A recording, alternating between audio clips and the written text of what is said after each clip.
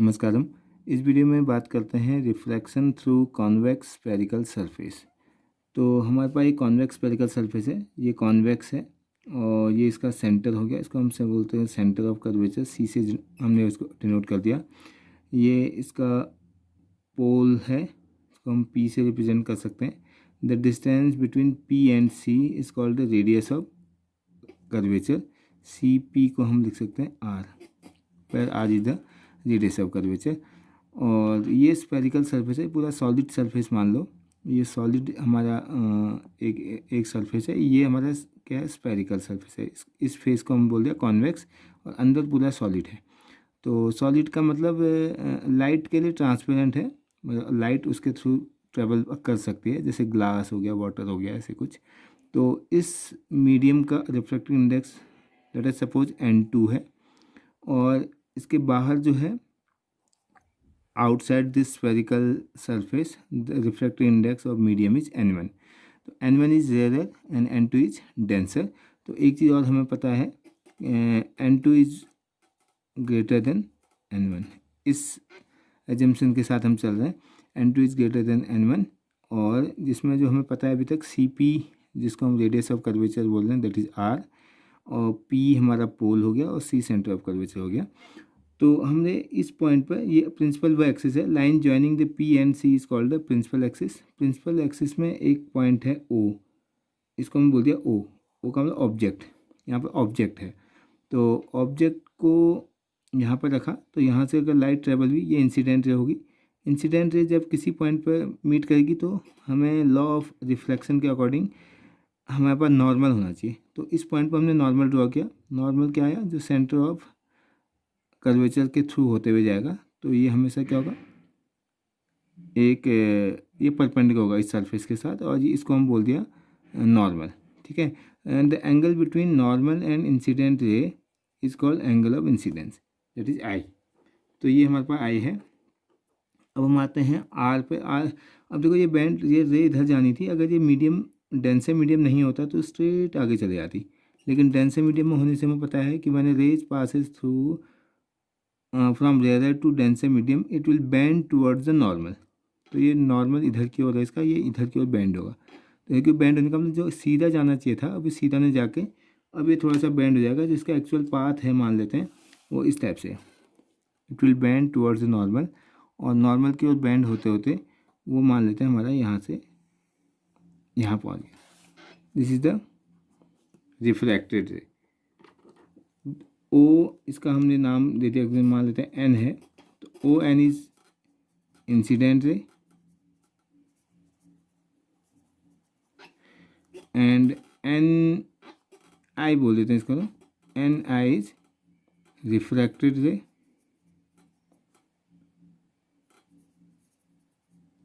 Then this N C is normal.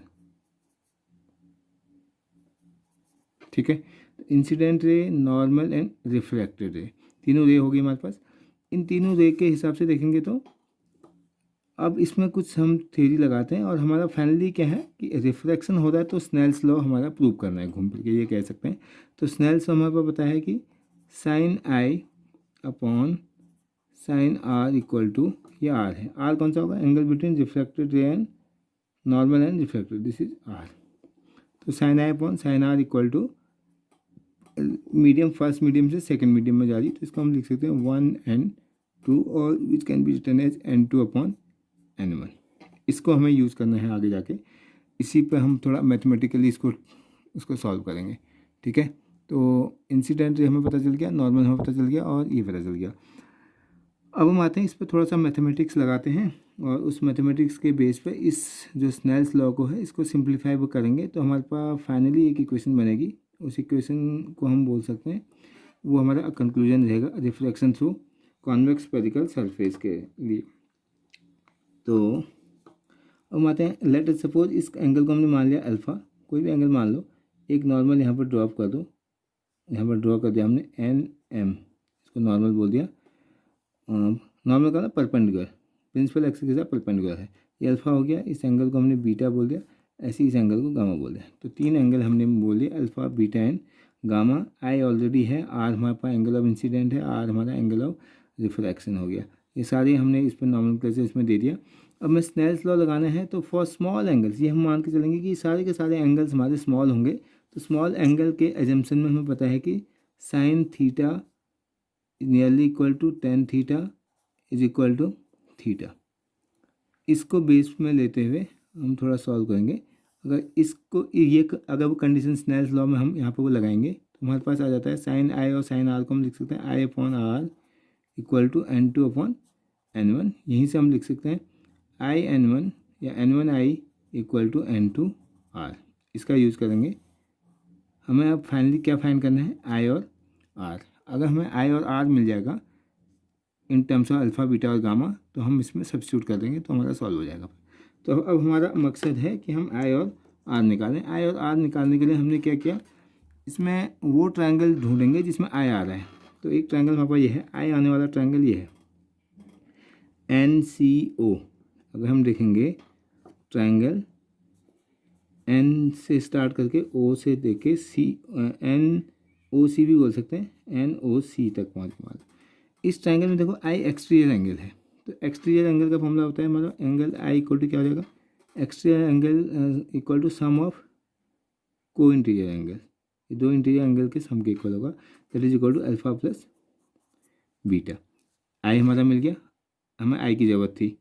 दूसरा हमें चाहिए था आर, एंगल आर चाहिए। तो आर हमारा कौन से ट्रायंगल में आएगा, इस वाले ट्रायंगल में देखो बीटा एक्सटीरियर एंगल है इसमें। तो दूसरा ट्रायंगल हमने ले लिया N C I. Triangle N C I में देखो beta is exterior angle, beta equal to क्या हो जाएगा gamma plus R, gamma plus R. तो यहाँ से आर इक्वल टू हमारे पास हो गया angle R equal to beta angle minus gamma angle. इन दो इक्वेशन को हम यूज़ करके इस जो हमारे पहले आया था I N one equal to N two R यहाँ सब्स्टिट्यूट कर सकते हैं। तो हमारे पास क्या हो जाएगा, in place of I what we have alpha plus beta. तो N one times alpha plus beta equal to N two times beta minus gamma. ये हमारा फॉर्मूला थोड़ा सा बन गया।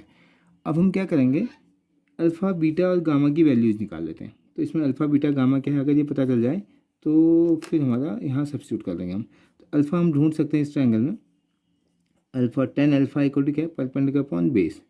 अगर परपेंडिकुलर को मैं एच बोल दूँ थोड़े के लिए, तो tan alpha equal to we know that tan alpha equal to क्या हो जाएगा perpendicular H upon O M, H upon O M.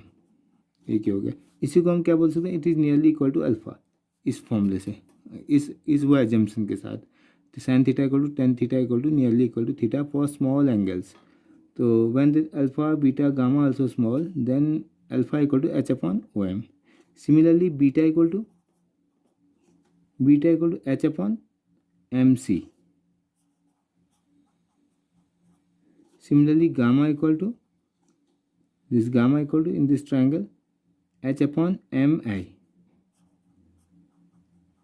Now these three values can be substituted in this equation. So what we will get, n1 equal to n1 तो अपनी जगह पे है, n1 alpha what is in place of alpha, alpha equal to h upon om plus beta what we have h upon mc bracket close equal to n2 times beta once again h upon mc minus gamma h upon mi।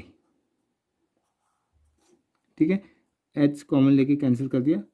अब हम इसको थोड़ा सा और solve करें तो हमें क्या मिलेगा, देखो h कैंसिल हो गया और ओ एम कितना है, देखो ओ एम इक्वल टू कितना था हमारे पास साइन कन्वेंशन के साथ, O M is nearly equal to O P. इसको हम ओ पी बोल सकते हैं अगर पर ड्रॉप किया और ये बहुत ही ज़्यादा कर्वेचर नहीं है तो P is equal to P और एम जो है एक ही पॉइंट पे होंगे। तो O M equal to O P equal to U और इंसिडेंट रे के अपोजिट हम उसको मेजर करते हैं साइन कन्वेंशन के साथ, this is equal to minus U. ये क्या आ जाएगा हमारा।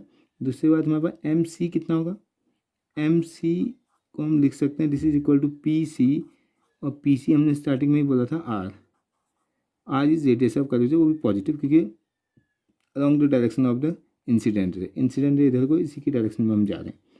Third one M I is equivalent to P I equal to, ये हमारे यहाँ पे वो इमेज बन रही है, तो जहाँ पे इमेज की पोजीशन होती है इसको हम वी बोलते हैं, is equal to plus V. Now using these three, इसको हम यहाँ पर यूज़ करेंगे तो साइन कन्वेंशन के साथ, तो हमारा क्या बन जाएगा देखो, N1 1 upon M O M कितना है minus U, plus 1 upon M C कितना है R, equal to N2 times 1 upon R, M C R है, माइनस एच अपॉन एच की जगह वो 1 हो जाएगा वी। ठीक है, तो हम आर को एक साइड ले लेते हैं और वी को एक साइड ले लेते हैं, तो N2 अपॉन वी इधर आएगा, ये माइनस में इधर से यहाँ आएगा तो प्लस हो जाएगा, N2 upon V minus N1 upon U equal to N1 upon R common ले लेते हैं, N2 है यहाँ से N1 अपॉन आर में से 1 अपॉन आर कॉमन आ गया minus N1। This is the final equation, और कहें ये स्नेल्स लॉ का एक मॉडिफाइड वर्जन हो गया इस केस में। किस केस में? For a convex spherical surface में N2 upon V minus N1 upon U equal to N2 minus N1 upon R. इसको याद करने का तरीका क्या है, फाइनली रे कहाँ गई, N2 में। देखो N1 से स्टार्ट हुई और N2 में गई, N2 में रे गई और किस पोजीशन में गई, V पे। तो N2 अपॉन वी माइनस कहाँ से गई थी, N1, और क्या पोजीशन था, U। तो N2 अपॉन वी फाइनल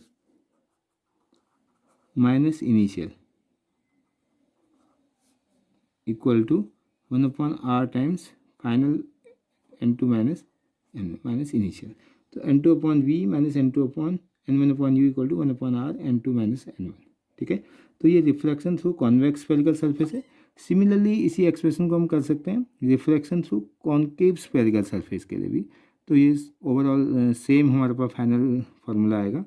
तो इस फॉर्मूले में हमने साइन कन्वेंशन के साथ इसका यूज़ किया है, तो जब हम न्यूमेरिकल यूज़ करेंगे तो वहाँ पर फिर से हम साइन कन्वेंशन लगाएंगे, तो ऑलरेडी जो हमने लगाए थे ये उस टाइम पर न्यूट्रलाइज हो जाएंगे, तो उससे हमारा जो आंसर आएगा वो करेक्ट आंसर आएगा अगर हम करेक्ट साइन कन्वेंशन के साथ न्यूमेरिकल को सॉल्व करेंगे। ठीक है, थैंक यू।